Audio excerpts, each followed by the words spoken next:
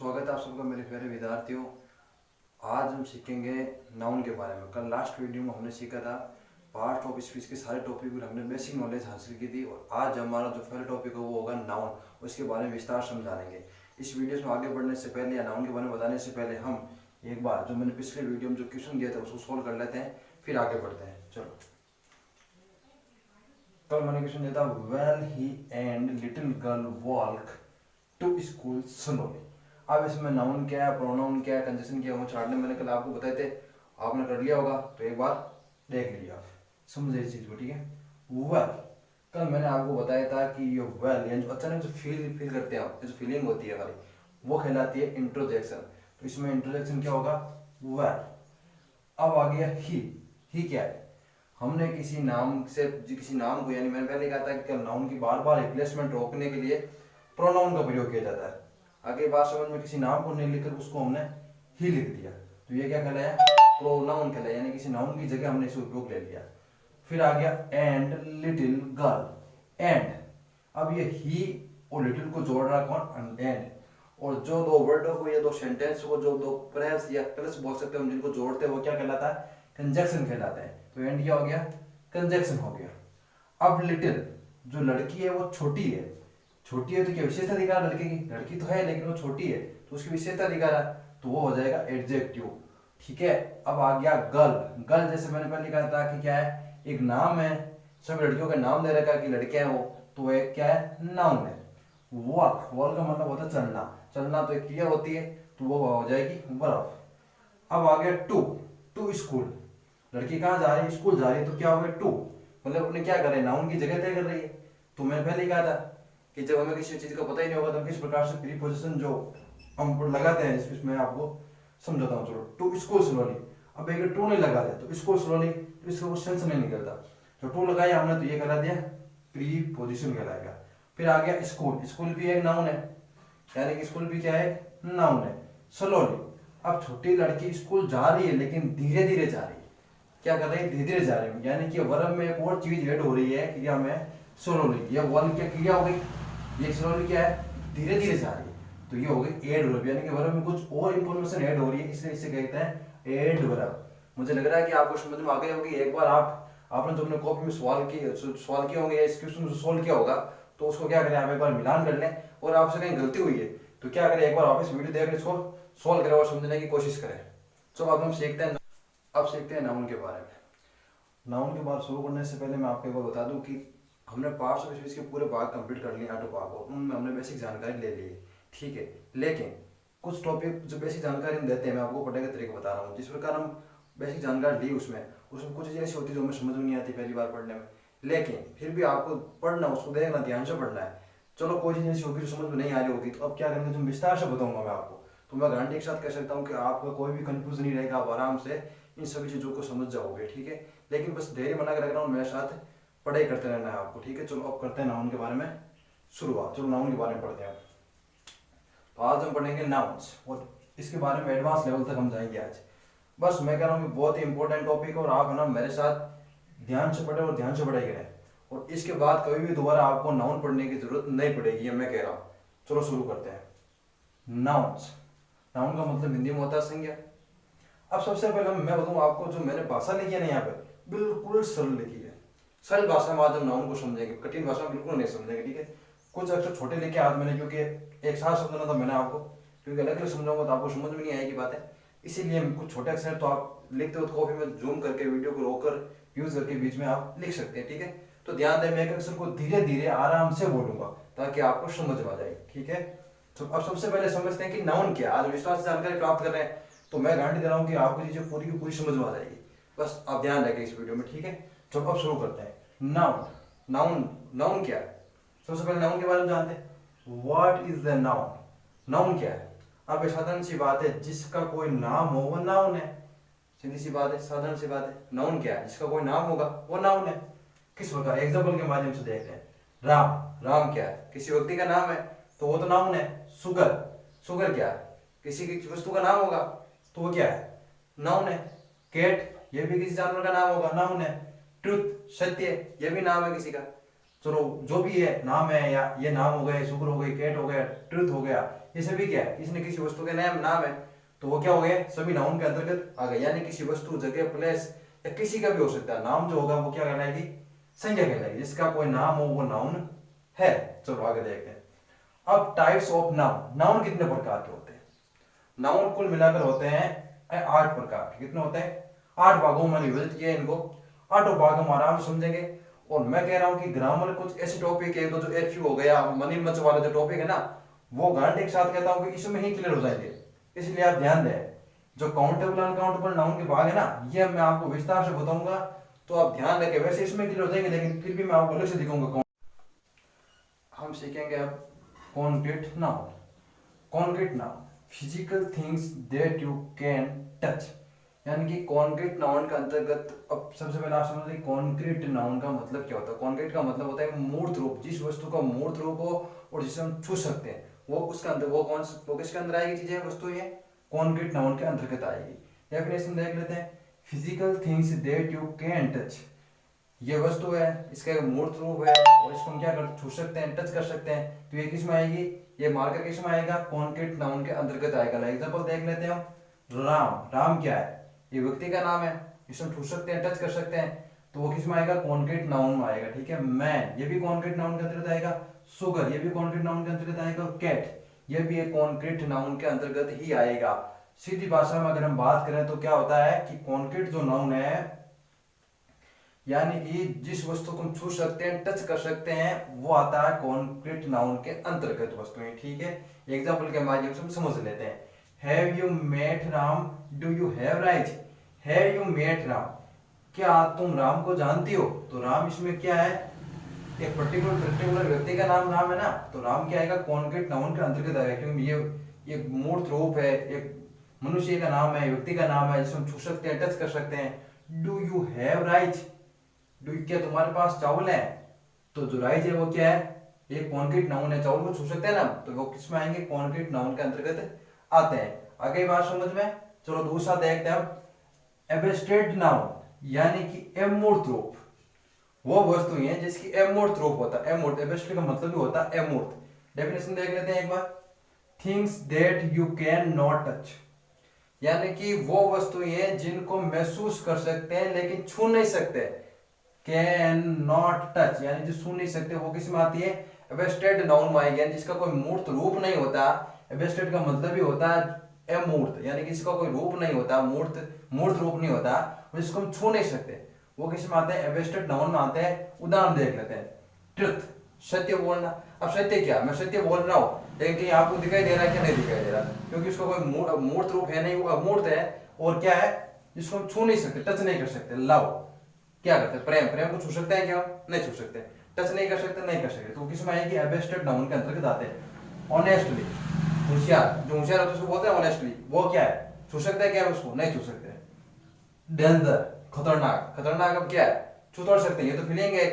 उसी प्रकार हैप्पीनेस हो गई, खुशी, खुशी क्या है, हम छू नहीं सकते, कैन नॉट टच। और एक हो गई सैडनेस, दुखी, वो सभी क्या आएंगे, एब्स्ट्रैक्ट नाउन के अंतर्गत आएंगे। और सीधी सी भाषा में अगर बात करें तो जिन वस्तुओं को हम छू नहीं सकते, जिनका कोई मूर्त रूप नहीं होता, वो इस एब्स्ट्रैक्ट नाउन के अंतर्गत आती है वस्तुएं। एग्जांपल के माध्यम से समझ लेते हैं हम इसको। Do you have courage to tell me truth, क्या तुम में सत्य कहने का साहस है। क्या कह रहा है, क्या तुम में सत्य कहने का साहस है तुम्हें, तो ट्रुथ, ये क्या है, क्या भाई, सत्य क्या है, छू नहीं सकते, जिसको टच नहीं कर सकते, फीलिंग है हमारी।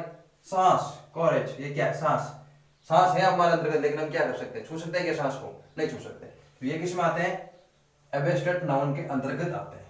चलो आगे देखते हैं। तीसरा जिसका भाग है वो है कॉमन नाउन। कॉमन नाउन, अब ध्यान रखना, कॉमन नाउन और प्रॉपर नाउन बहुत ही महत्वपूर्ण टॉपिक है, इस पर आप ध्यान रखना, ठीक है, ताकि एक बार पकड़ बन जाए इस पे तो फिर कोई टेंशन नहीं है, फिर आराम से आप किसी भी चीज वस्तु को किसी भी क्वेश्चन कॉल कर सकते हैं आगे जाके, फिर दोबारा आपको नाउन पढ़ने की आवश्यकता नहीं होगी। चलो देखते हैं common noun. Names given in a common to people और थिंग्स, यानी कि जिन वस्तुओं का या जिन व्यक्तियों को नाम दिया गया हो, वो किस में आते हैं, कॉमन नाउन में आते हैं। आगे बात समझ में। Names given in common to people और थिंग्स, यानी कि जिन वस्तुओं का या जगह हो गई, उनको कुछ नाम दिया गया, तो किस में आएंगे, कॉमन नाउन के अंतर्गत आता है। और इस बार एग्जांपल के माध्यम से समझ लेते हैं। मैन एक पर्टिकुलर व्यक्ति का नाम है, किसी बहुत सारे आदमी होते हैं, उनको उनको मैन के नाम से दिया जाता है। जिस प्रकार लड़कियां हैं उसको क्या बोले, गर्ल, एक नाम दिया गया तो एक नाम कॉमन नाउन का अंतर्गत है। तुम्हें, औरत, ये भी कॉमन नाउन का अंतर्गत है। टीचर, सारे अध्यापक पढ़ाते हैं, उनको एक टीचर नाम दिया गया तो किस में आएंगे, कॉमन नाउन के अंतर्गत आते हैं। कार, अब कार है लेकिन किसी पर्टिकुलर कार का नाम नहीं दिया गया कि ये BMW कार नहीं दिया गया, बल्कि कार। अब बोलते ना किसी को कार है उसके पास, लेकिन ये नहीं कहते नहीं कौन सी कार है। और जब पर्टिकुलर किसी नाम नहीं लेंगे हम तो वो क्या किस में आएंगे, कॉमन नाउन में आएंगे। अगर इसी कार का मैं नाम दे देता कुछ कि उसके पास BMW कार है तो वो आ जाता प्रॉपर नाउन के अंतर्गत, क्योंकि उसका मैंने नाम दे दिया है। बल्कि ये नाम नहीं बल्कि कॉमन नाम है। आगे आपको बात समझ में, डॉग, कुत्ता है लेकिन किसी कुत्ते को कोई प्रॉपर नाम दिया क्या, नहीं दिया मैंने। लव, प्रेम, ये भी किस में आता है, कॉमन नाउन में आता है, क्योंकि इसको मैंने नाम दिया, ये नहीं दिया कि किससे प्रेम हो रहा है, वो नहीं है, बल्कि एक नाम दिया गया है, लव। ठीक है, चलो साधारण सी भाषा में आपको एक बार समझो दो इस चीज को कि कॉमन नाउन का मतलब होता है कि किसी वस्तु जाति से संबंध होता है, यानी इसको समझ, एक बार मैं आपको बता देता हूँ उदाहरण के माध्यम से। हम सभी व्यक्ति आदमी हमको क्या बोलते हैं, मैं, यानी कि मैं, मुझे ले लो आप, ठीक है। चलो अब मुझे अभी कोई आगे बोलता है देखो वो आदमी खड़ा है, आदमी खड़ा है, तो मैं, इंग्लिश में मैन बोलते हैं, तो मैं किस में आऊंगा, कॉमन नाउन का आऊंगा। अगर मुझे मेरा कोई नाम लेकर बुलाता है, मेरा नाम लेकर बुलाता है तो वो प्रॉपर नाउन के अंतर्गत आएगा। क्यों आएगा, क्योंकि मैं तो क्या, एक नाम दिया गया है व्यक्ति को, क्या दिया गया, व्यक्ति को नाम दिया गया है, एक लड़के को, सभी आदमियों को, लड़कों सबको नाम दिया गया मैन। अभी मेरी जगह कोई लड़की होती तो उसको क्या नाम देते, गर्ल, उसका नाम तो नहीं बोला ना भाई, सुमन पूजा जो भी नाम तो कुछ नहीं बोला ना, सिर्फ ये बोला ना कि गर्ल। तो उसी प्रकार जिसका कोई नाम पर्टिकुलर नहीं दिया जाता वो तो किस में आते हैं, कॉमन नाउन में। जिसका पर्टिकुलर नाम दिया जाता वो आता है प्रॉपर नाउन में। चलो एक बार कॉमन नाउन पहले आपको उदाहरण के माध्यम से मैं समझा देता हूँ, ठीक है। I saw a man in the garden, do you have a car. एक व्यक्ति को मैंने देखा जो कहा था भाई, गार्डन में था, कहा था गार्डन। और मैन क्या है, क्या मैन, एक नाम दिया गया है, ठीक है, पर्टिकुलर नाम नहीं दिया गया बल्कि नाम है उसको, ठीक है।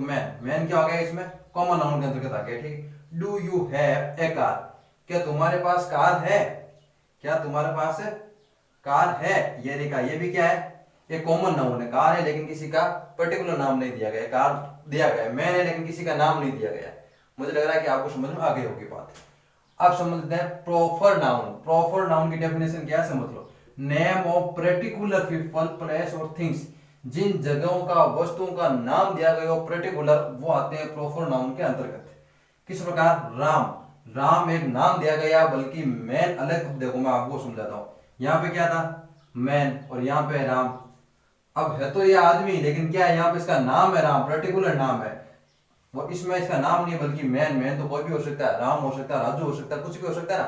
तो इसी प्रकार जिनका कोई पर्टिकुलर नाम नहीं होता वो तो कॉमन नाउन के अंतर्गत आते हैं, जिसका पर्टिकुलर नाउन होता है वो प्रॉपर नाउन के अंतर्गत आते हैं। तो राम क्या है, प्रॉपर नाउन है, प्रॉपर नाउन है, क्या है ये, प्रॉपर नाउन है।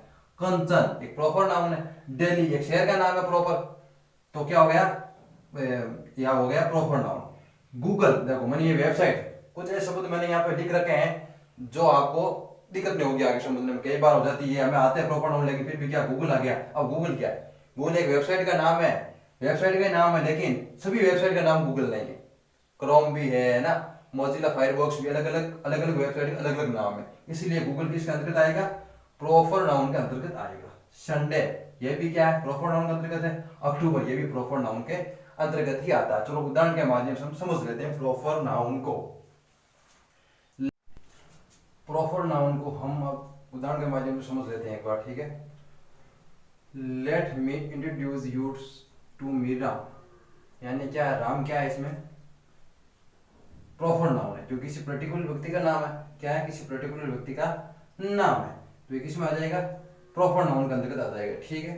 चलो आगे हम देखेंगे काउंटेबल नाउन और अनकाउंटेबल नाउन। विद्यार्थियों ध्यान रखना, काउंटेबल नाउन, अनकाउंटेबल नाउन जो टॉपिक बहुत ही महत्वपूर्ण है। अगर यहाँ आप क्लियर कर लेंगे इनको तो आगे ग्रामर काफी सारे टॉपिक है जो सोल्व हो जाएंगे, इसके अंतर्गत आते हैं काफी सारे टॉपिक।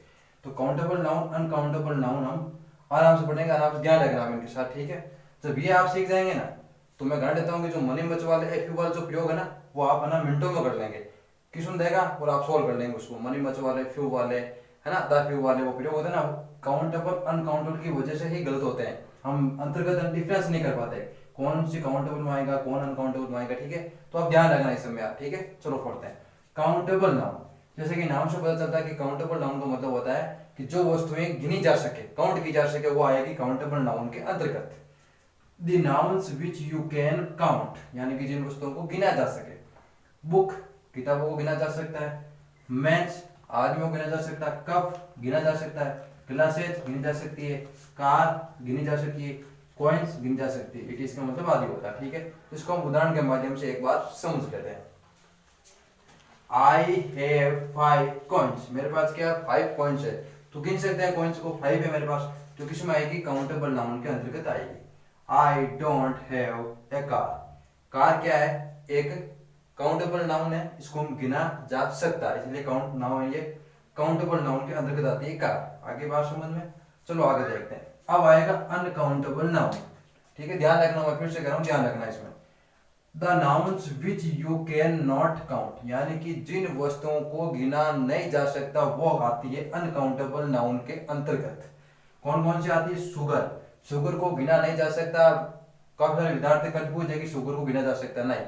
आप जब, मैं आपको उदाहरण देता हूँ एक बार, जब आप शॉप पे जाएंगे, किसी दुकान पे जाएंगे, तो उसे क्या बोलेंगे, 2 शुगर दे दो, 3 शुगर दे दो, 4 शुगर दे दो। नहीं, आप ऐसे नहीं बोलेंगे, आप उसे बोलोगे कि half sugar, half KG sugar, 1 KG sugar, ऐसे बोलोगे। तो ये शुगर किस में आ जाएगा, अनकाउंटेबल के अंतर्गत आ जाएगा। हाँ, हम इसको ऐसे बोलते हैं कि 1 केजी शुगर चाहिए, तो वो काउंटेबल नाउन के अंतर्गत आता है। आगे बात समझ में, शार्ट को गिना नहीं जा सकता, ये भी अनकाउंटेबल है। वाटर भी अनकाउंटेबल है, पानी को कभी गिना नहीं जा सकता। ये हवा, हवा भी गिनी जा सकती है क्या, नहीं गिनी जा सकती। मनी, अब देखो सबसे बड़ा कंफ्यूज शब्द, मनी, पैसे गिने जा सकते हैं। हाँ, आप विद्यार्थियों को कंफ्यूज है कि गिने जा सकते नहीं, पैसों को गिना नहीं जा सकता। अभी मैं उदाहरण के माध्यम से मैं डिफरेंस करके आपको दिखाऊंगा एक बार, ठीक है, आगे देख लो। हैप्पीनेस, खुशी को गिना जा सकता है क्या, नहीं गिना जा सकता, ठीक है। चलो इसका उदाहरण लेते हैं अनकाउंटेबल नाउन का। Have you got some money, मुझे कुछ रुपए क्या चाहिए। आई लाइक राइस, मुझे चावल पसंद है, ठीक है। तो क्या हो गया, सम मनी, इसमें ध्यान दो, सेंटेंस को छोड़ो आपसे, इसमें ध्यान दो, सम मनी। अब सम मनी, कुछ पैसे, तो कुछ पैसे कोई गिनना नहीं जा सकता, तो कितने पैसे चाहिए कोई मतलब नहीं इसे यहाँ पे, तो ये मनी क्या आ जाएगा, अनकाउंटेबल नाउन के अंतर्गत आ जाएगा। और मैं अब आपको डिफरेंस करके दिखाता हूँ काउंटेबल अनकाउंटेबल में मनी का। अब देखो यहाँ मैंने लिखा था 5 कॉइन्स, तो विद्यार्थियों ध्यान दें, आपकी 5 कॉइन्स, कॉइन्स गिन जा सकती है, यानी कि मुझे 5 कॉइन्स से 6 कॉइन्स से, मैं आपको एक उदाहरण देता हूँ।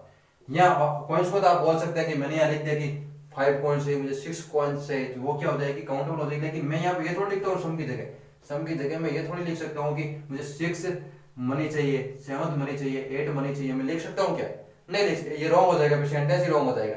तो इसी प्रकार मैंने यहाँ लिखा था सम मनी, और सम मनी लिखा है, तो इसलिए इसका मतलब हो गया कि ये काउंटेबल नाउन के अंतर्गत नहीं आता। कुछ कुछ ये तो ये काउंटेबल नाउन के अंतर्गत नहीं आएगा। तो आपको समझ में आ गया है कि कॉइन्स गिनी जा सकती है लेकिन मनी नहीं गिनी जा सकती। आगे बात समझ में, चलो आगे देखते हैं। कलेक्टिव नाउन्स, कलेक्टिव नाउन का मतलब होता है जब हम किसी ग्रुप की बात करते हैं, ग्रुप में जो को बात करते हैं, तो वो क्या कहलाएगी, कलेक्टिव नाउन कहलाएगी। डेफिनेशन देख लेते हैं। It denotes A group of individual, यानी कि कोई ग्रुप में बात होगी तो वो क्या कहलाएगी, किसके अंतर्गत आएगी, कलेक्टिव नाउन के अंतर्गत आएगी। क्लास, क्लास क्या है, ये विद्यार्थियों की पूरी क्लास होती है, तो वो क्या कहलाएगी, कलेक्टिव नाउन के अंतर्गत आएगी। क्राउड, भीड़, ये भी एक कलेक्टिव नाउन के अंतर्गत आने वाला वर्ड है। क्रू, ये है, क्राउड का मतलब भीड़ होता है, क्रू का मतलब होता है टीम, ठीक है। टीम का मतलब समझते हैं आप, जैसे खिलाड़ियों की टीम हो, या जैसे थल सेना वैसे जो टीम होती है ना, कोई भी लो आप टीम ले लो, जो टीम के जो सदस्य होते हैं ना उसको क्रू बोलते हैं, टीम उसको क्या बोलते हैं, सदस्य को सबको क्रू बोलते हैं, टीम आती है, ठीक है। अब चलो देखते हैं हम इसका उदाहरण देख लेते हैं एक बार, ठीक है। I live with my family, मैं अपने परिवार के साथ रहता हूँ, तो अपने परिवार के साथ रहता हूँ, ये ग्रुप की बात हो रही ना, तो वो किसका आ गया, किसके अंतर्गत आता है, कलेक्टिव नाउन के अंतर्गत आ गए। अब हम देखते हैं compound noun. Compound noun, compound noun का मतलब होता है कि जब 2 नाउन आपस में मिलते हैं ना, तो वो तब कहलाते हैं कंपाउंड नाउन, ठीक है। ए नाउन मेड विथ 2 और मोर वर्ड्स, यानी कि जब 2 वर्ड आपस में मिलकर जो वर्ड बनते हैं वो कहलाते हैं कंपाउंड नाउन। एग्जांपल देख लेते हैं, फुटबॉल, फुटबॉल यानी कि पैरों से खेलने वाली बॉल, तो 2 मैंने से मिलकर बनी है फुट और बॉल, तो ये क्या कहलाएगा, कंपाउंड नाउन के अंतर्गत आएगा, ठीक है। बस स्टॉप, बस यानी कि स्टॉप यानी कि बस रुकने वाली जगह, तो वो क्या कहलाएगा, कंपाउंड नाउन के अंतर्गत आएगा। लेकिन हम इसके बीच में जगह रखते हैं, ध्यान रखना, ठीक है। स्विमिंग पूल, ये भी क्या है, दो वर्डों को मिलाकर बना है तो ये कहलाएगा कंपाउंड नाउन के अंतर्गत आएगा। ठीक है, अब एक बार इसको उदाहरण हम देख लेते हैं। Have you ever seen sunset, यानी कि सन और सेट ये दोनों क्या मीनिंग आपस में दो नाउन मिलकर बने अगर वर्ड बनाया सनसेट तो ये क्या कहलाएगा कंपाउंड नाउन के अंतर्गत आएगा। ठीक है, अब सबसे बड़ा हमारा जो कंफ्यूज है वो ये है कि अनकाउंटेबल नाउन अनकाउंटेबल नाउन, इसमें कुछ वर्ड ऐसे होते हैं जो क्या होता है कि कुछ नाउन कंफ्यूज हो जाते हैं। तो मैं इनको एक बार वैसे मैंने संपूर्ण बता दिया यहाँ पे, लेकिन एक बार काउंटेबल अनकाउंटेबल नाउन को मैं चार्ट दोबारा समझा दूंगा ताकि जो मनी मच वाले एफ यू वाले देफ यू वाले जो प्रयोग है ना वो आप क्वेश्चन देखते ही सोल्व करते हैं। इनको विस्तार से बताते हैं, आप देखते क्या करते हैं शो कर देंगे। तो मैं और इनके एडवांस लेवल लूंगा, उनका काउंटेबल अनकाउंटेबल आपको चार्ट के माध्यम से समझाऊंगा। ठीक है, चलो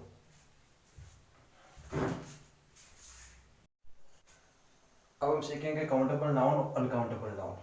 तो हमने पास्ट में स्पीच का जो नाउन का हमारा टॉपिक था वो हमने कंप्लीट कर लिया। अब हम सीखेंगे क्या काउंटेबल और अनकाउंटेबल नाउन। ठीक है, क्योंकि ये महत्वपूर्ण टॉपिक है इसलिए मैं इसको आपको ये अलग से चार्ट बनाकर समझा रहा हूँ। ठीक है, ये हमारे लिए जरूरी चाहिए, हमारे रिटन इंग्लिश के लिए सीख रहे हो चाहे स्पोकन इंग्लिश के लिए सीख रहे हो, दोनों के लिए बहुत ही महत्वपूर्ण टॉपिक है। इसलिए आप ध्यान रखें क्योंकि ये सीखने के ये आप समझ गए तो उसके बाद आपको इंग्लिश सीखने में दिक्कत परेशानी का सामना बिल्कुल नहीं करना पड़ेगा। चलो सीखते हैं काउंटेबल नाउन अनकाउंटेबल नाउन। अब सबसे पहले हमें यह तो पता है कि काउंटेबल नाउन क्या होता है, अनकाउंटेबल नाउन में कौन सी चीज आती है। तो एक बार देख लेते हैं, book, cup, pen, man, house, cat, chair, ये क्या है सब काउंटेबल नाउन के अंतर्गत आती है। ठीक है, बल्कि इस तरह water, money, rice, salt, milk हमने पढ़ा था इसी वीडियो में पहले कि क्या था कि ये अनकाउंटेबल में आते हैं। ठीक है, रूल नंबर फर्स्ट। अब नियम क्या है इसमें, नियम यह है कि काउंटेबल नाउन में हम इनको क्या कर सकते हैं, इसके आगे एक लगा सकते हैं, दो लगा सकते हैं, तीन लगा सकते हैं, एन लगा सकते हैं और इनको प्लूरल बना सकते हैं। ये महत्वपूर्ण नियम में समझ लें। क्या कर सकते हैं मैं दोबारा बता रहा हूँ, बुक का क्या कर सकते हैं, एक बुक लगा सकते हैं, टू बुक्स, थ्री हाउस, इनके आगे 1 2 3 लगा सकते हैं, एन लगा सकते हैं और इनको सिंगुलर से प्लूरल बना सकते हैं, यानी कि एक वचन से बहुवचन बना सकते हैं। लेकिन इनको जो अनकाउंटेबल में आते हैं water, money, rice, salt, milk, इनके आगे हम ये नहीं लगा सकते, ना तो एक वो तीन लगा सकते हैं, ना एन लगा सकते हैं, न इनको सिंगुलर से प्लूरल बना सकते हैं।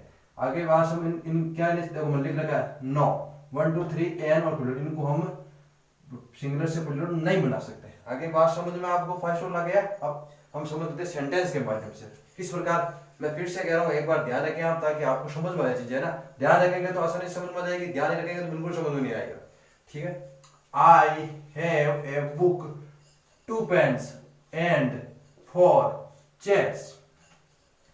अब देखो आई हैव मेरे पास एक बुक, 2 पेन्स और 4 कुर्सियां हैं। आगे बात समझ में क्या कर दिया हमने, बुक काउंटेबल है, पेन भी काउंटेबल है, चेयर्स भी काउंटेबल है, तभी तो हमने आगे लगा दिया एक का मतलब होता है एक, 2 लगा दिया, देखो ये नियम लागू हो रहा है कि नहीं हो रहा, 4 लगा दिया, हमने लगा दिया ना, नहीं लगा दिया तो क्या होगा काउंटेबल नाउन है तभी लगा सकते हैं। अगर इसकी जगह अगर मैं लिख दूं कि आई हैव ए वाटर तो वो गलत हो जाएगा क्योंकि वाटर को तो गिना नहीं जा सकता। तो बात आ रही है समझ में। काउंटेबल में हम क्या कर सकते हैं, एन लगा सकते हैं, सिंगुलर से प्लूरल बना सकते हैं, 1 2 3 लगा सकते हैं, बल्कि अनकाउंटेबल में ये सब नहीं कर सकते हैं। हम यहाँ पेन्स की जगह अगर मिल्क लिखे तो लिख सकते हैं क्या 2 मिल्क, नहीं लिख सकते 2 मिल्क।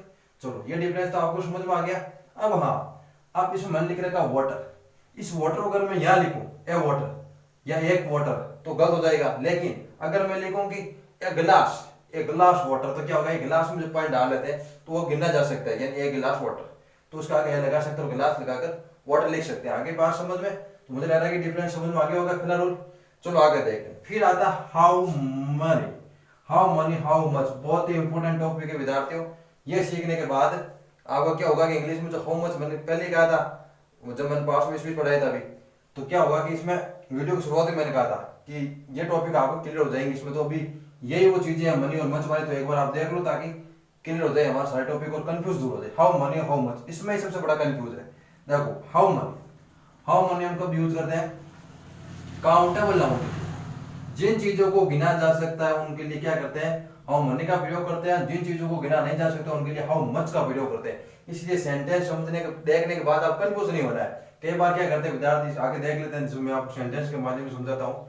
हाउ मच मनी, अब मनी लिख लिया वो कंफ्यूज हो जाते हैं, अब मनी आया, नहीं सॉरी ये मच देखना है, मच ये आगे मनी लिख रखा है, तो प्रयोग तो यही करना है। अब वो मनी देकर कंफ्यूज होता है कि मनी आता है किसी में काउंट कर सकते हैं, नहीं काउंट कर सकते, और नहीं कर सकते, काफी सारा कंफ्यूज है, तो यह दूर हो रहा है आपका, ठीक है।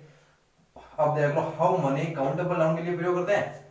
How much money have you got, तुम्हारे पास, क्या तुम्हारे पास कितने पैसे हैं, क्या कह रहा है, हाउ कितने पैसे हैं, तुम्हारे पास कितने कितने पैसे हैं, ठीक है, आगे बात समझ में।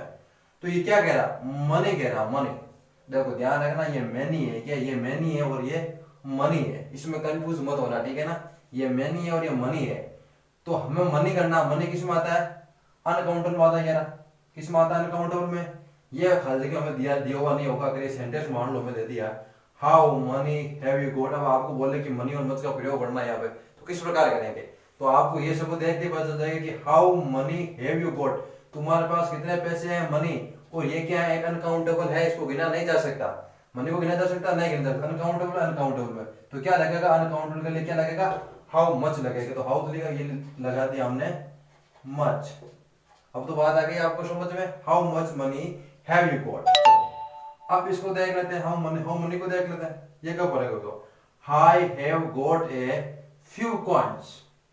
मैंने पहले कहा था कि मनी को गिना नहीं जा सकता, लेकिन कॉइन्स को गिना जा सकता है, आगे बात में गिना जा सकता है, तो हमने क्या लगा दिया, यहाँ पे क्या लगा दिया, जैसे मनी यहाँ पढ़ाया था, सॉरी ये मिनट गलती हो गई, ये नहीं है ना सेंटेंस, ये नहीं है, ये वाला मनी वाला ये है, ठीक है। चलो एक बार फिर से देख लेते उदाहरण, ठीक है। How many coins have you got, coins, coins गिनी जा सकती है, तो हमने क्या लगा दिया, मनी लगा दिया, काउंटेबल में आती है कॉइन्स, बल्कि मनी काउंटेबल में नहीं आती, इसलिए हमने क्या लगा दिया, मच लगा दिया, आगे बात समझ में। चलो आगे देखते हैं, अब इसमें क्या है, ए फ्यू, सम, है फ्यू का मतलब होता है थोड़ा, और कुछ, और सम का मतलब होता है कुछ।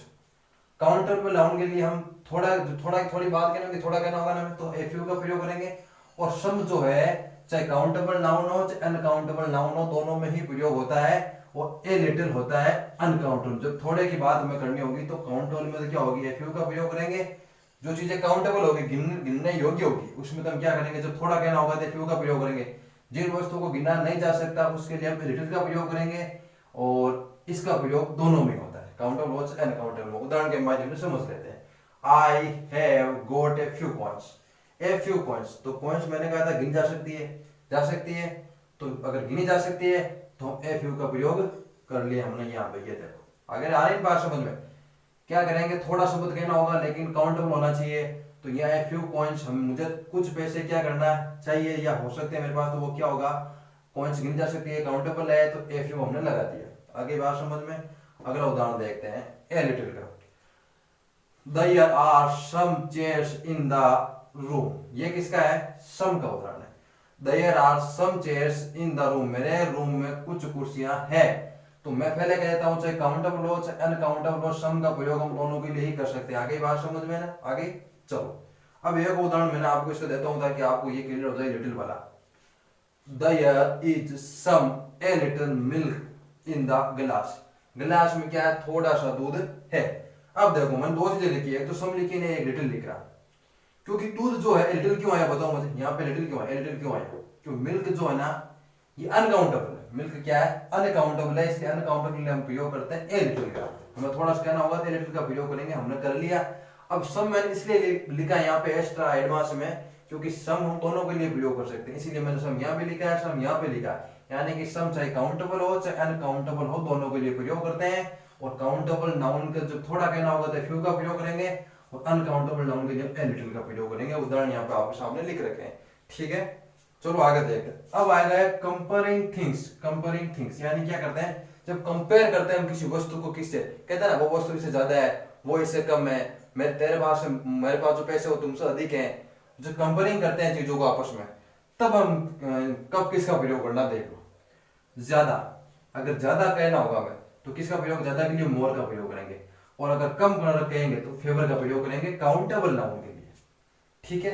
और अनकाउंटेबल नाउन के लिए हम क्या करेंगे, ज्यादा कहना होगा तो वही मोर का प्रयोग करेंगे, लेकिन अगर कम कहना होगा तो लेस का प्रयोग करेंगे। बस इसमें ध्यान देने चीज एक ही योग्य है, मोर दोनों के लिए आएगा, चाहे काउंटेबल हो चाहे अनकाउंटेबल हो, जब ज्यादा की बात होगी तो मोर ही आएगा, लेकिन जब हमें कम की बात कहनी होगी, कम, फेवर का मतलब होता है कम, इसकी अगर बात करनी होगी तो काउंटेबल नाउन के लिए क्या करेंगे, फेवर का प्रयोग करेंगे, अनकाउंटेबल नाउन के लेस का प्रयोग करेंगे। उदाहरण के माध्यम से समझ लेते हैं एक बार। There are more spoons on your plate। तुम्हारी थाली में क्या है, कुछ ज्यादा चम्मच पड़े हुए हैं। मोर का मतलब क्या, ज्यादा चम्मच पड़े। स्पून का मतलब चम्मच होता है, कुछ ज्यादा चम्मच पड़े हुए हैं। तो चम्मच क्या है, एक काउंटेबल है। क्या है, एक काउंटेबल है, तो इसलिए हमने मोर का प्रयोग कर लिया। अगर काउंटेबल नहीं होता तो फिर भी मोर का प्रयोग कर सकते हैं हम ज्यादा के लिए। मैंने पहले कहा ज्यादा के लिए मोर का ही प्रयोग करते हैं, चाहे काउंटेबल हो चाहे अनकाउंटेबल हो।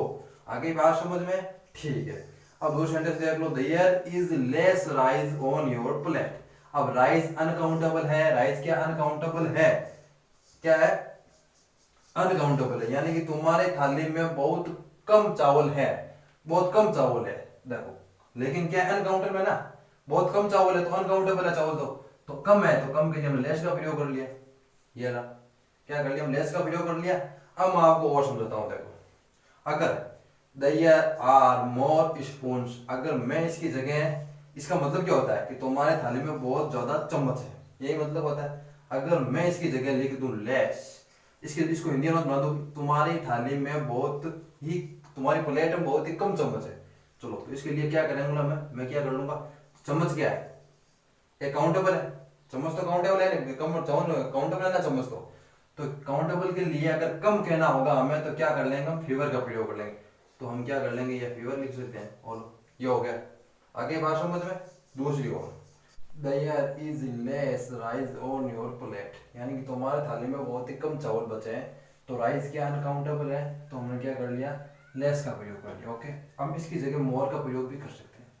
क्यों कर सकते हैं, क्योंकि मोर काउंटेबल के लिए प्रयोग करते हैं, अनकाउंटेबल के लिए प्रयोग करते हैं। ठीक है, काउंटेबल अनकाउंटेबल दोनों के लिए प्रयोग करते हैं मोर का। आगे बात समझ में। अब बचा many, a lot of, much, a lot of. बिल्कुल सरल है, कुछ नहीं करना है। मनी काउंटेबल नाउन के लिए प्रयोग होता है और मच अनकाउंटेबल, हमने पहले ही सीख लिया। मनी और मच दोनों हमने सीख लिया था। आगे बात समझ में।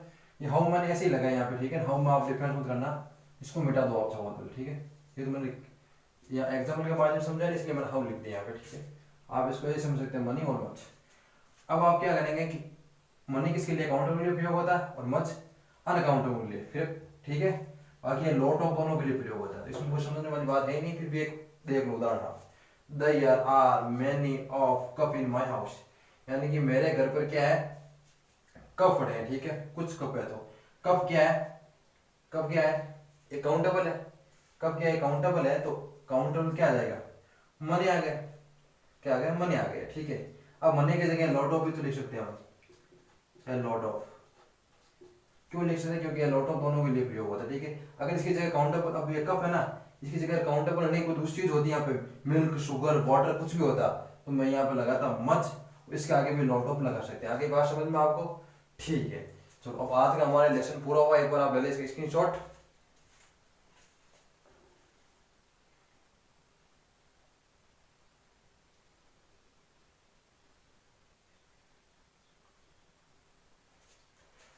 तो फिर विद्यार्थियों में मुझे आशा है कि आप समझ गए होंगे इस बात को। आज हमने नाउन के बारे में विस्तार से जानकारी हासिल की है और अब नेक्स्ट वीडियो में हम वर्ब के बारे में जानेंगे। तो आप इस वीडियो को बार बार देखो, आराम से समझे इस चीज को, ताकि आपको समझ में आ जाए, ठीक है। और हाँ, अब वीडियो के शुरुआत में मैंने सवाल का आंसर दिया, जो क्वेश्चन मैंने उससे लास्ट वाले वीडियो में पूछा था। तो कितनों का राइट आंसर है, कितनों का रॉन्ग आंसर है, एक बार मुझे कॉमेंट करके आप जरूर बताएं, ठीक है। और आप चैनल को लाइक, सब्सक्राइब और वीडियो को देखते वक्त लाइक जरूर करें आप, और वीडियो को शेयर भी करें आगे, क्योंकि मेरे विद्यार्थियों वीडियो को बनाना बहुत ज़्यादा मेहनत लगती है। और हाँ, जब आप लाइक करते हैं तो हमें भी मोटिवेशन मिलता है, ठीक, उत्साह बढ़ता है हमारा, ठीक है। तो आप चैनल को लाइक, सब्सक्राइब जरूर करें और ज़्यादा से ज़्यादा मेरी वीडियोज़ को आप शेयर करें, ठीक है। और हाँ, अब आपके लिए खुशी की एक और बात बता दूँ मैं आपको कि कल या परसों से आपकी मैथ की क्लासें भी लगनी शुरू हो जाएगी। तो आपके लिए और बेनिफिट होगा इसमें, और मैं कहता रहा हूँ कि आपकी मेरी पूरी कोशिश रहेगी कि प्रत्येक सब्जेक्ट की आपकी क्लास में लगाऊँ, ठीक है। चलो प्यारे विद्यार्थियों, मिलते हैं अगले वीडियो में, तब तक के लिए जय हिंद।